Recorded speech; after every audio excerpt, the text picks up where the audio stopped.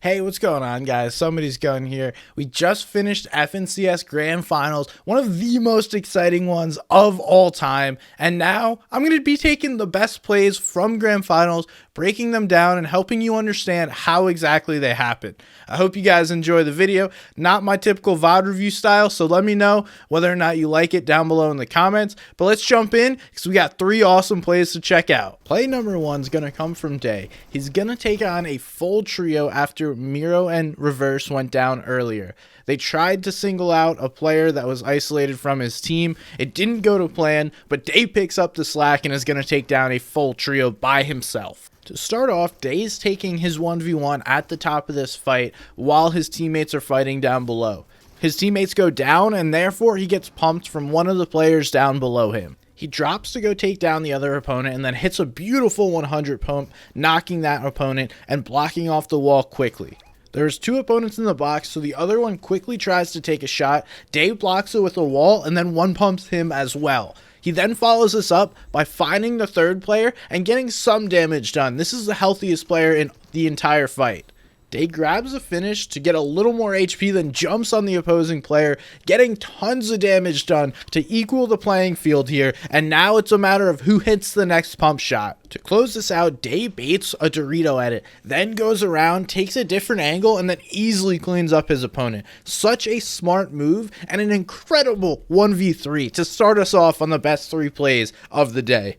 The next play we're going to look at is Stompy taking a 3v1, knocking the last 3 players to clutch up a victory royale and secure a ton of points for his trio. The 1v3 starts with Stompy, Pink, and Nebs clearing out the low ground to make this a final 1v3.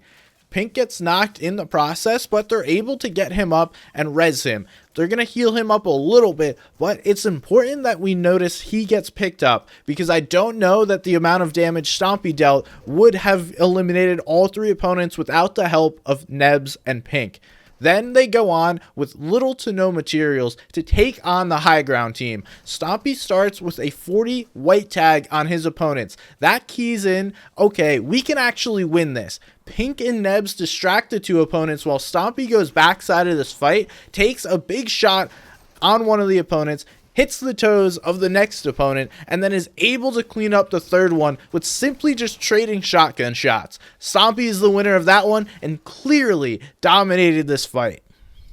Now, we need to give his teammates credit. Stompy's going to get most of the credit in the foreground, but without Nebs and Pink putting down damage, Stompy is not able to effectively clutch this up. We can see that his teammates are putting down shotgun damage while Stompy is sneaking up on the backside of this fight. They are going to go down, but they greatly weaken the opponents and allow Stompy to win this 3v1. Now, not necessarily a 3v1 because the fight started as a 3v3, but he is able to get the final shots down. Then, even on this last shot here, Stompy is just pellets away from going down, but luckily he is going to hit the bigger pump and deal the damage. Therefore, he's the one we're talking about and walking away with the victory royale. This very easily could have changed and we would have not even known about this play. The last and final play comes from Kiryache, Stormyrite, and Toos. This is Kiryache's final game solo clutch. This is when he locked in and secured himself and his trio an FNCS title. This game was everything. Kiryache put the team on his back and made sure that they were going to be champions. This had to be such a nervous moment for him, and we're going to break it down and show you exactly how it happened. First, let's talk about how we got to the solo moment. Toos is going to go down on a 5th zone rotate after a scuffed pad. Then we're going to lose Stormyrite as they have to push in, and Stormyrite is the one that winds up going down. Now it's left in the hands of Kiryache. Kiryache is going to start off by taking down Stormyrite's eliminator. He's going to move forward here from a 40-man moving zone and wind up placing all the way in the top 5. Now, the way he's going to do this is combining medkits along with playing the edge of zone and avoid being seen out as a solo. This could have gone really poorly, and this would never have happened if he got caught out as a solo by a trio and got focused and quickly eliminated. But he's able to avoid that and make himself all the way to a top 5. This is the first of 3 medkit plays that Kiryache is going to make.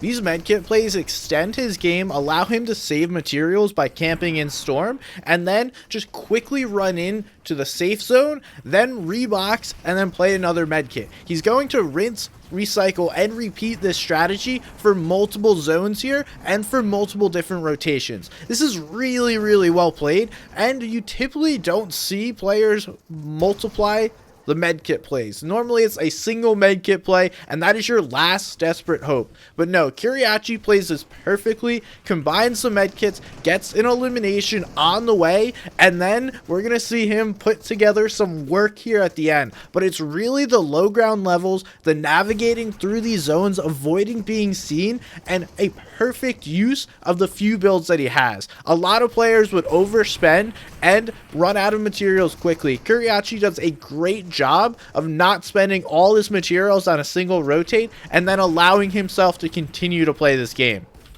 He's now made it to a top 6, and anything else is now just house money. He has done an amazing job securing all the placement points, and he's just going to try and get as much as he can, going for the last medkit play here, and then has to rotate into zone. He has no materials to play off of anymore, so he's forced to take a fight on what is a full trio. If that was a solo or a duo, Kiryache likely takes them down and gets even more points here.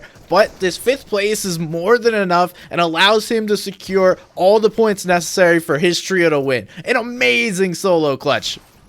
That's going to wrap up our breakdown and analysis of the top plays from the FNCS Grand Finals. I had the most fun that I've had watching an FNCS Grand Finals. This Grand Finals, I can't even remember something that lived up to the hype. I mean, in multiple different regions, EU, NA East, NA West, all came down to the very last game. I can't remember a single FNCS where it was that close, especially what we saw in EU with essentially 7 different trios having a chance to win it all. So I want to thank you guys for watching. Again, let me know in the comments what you think of this style of content. Should I keep this? Should I go back with the regular full game, full trio, VOD reviews, and focus on a single team, a single player?